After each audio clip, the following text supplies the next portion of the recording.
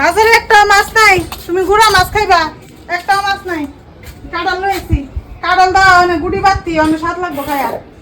খুব ভালো করছো। এই আদার কাঠল কাটতে আনতে কে কইছে? আধা কাঁঠাল কাটলে দাম না 200 টাকা চাইছে বেড়া। পরে আরেক বেটারে কইছি এই যে কাহু দুজনে বাগালো আমি বুঝি তো কাঠল লয়ে এইসব গুড়া মাছের টাকাটা রাখিয়া দিছো। তুমি জানি না আমি তুমি সবসময় এটাই করতে চাও। তোমার কি যে জ্বালাতে আমি আর বুঝাইতে লাগতো না আমারে। আমি বুঝি, সব কিছু বুঝি।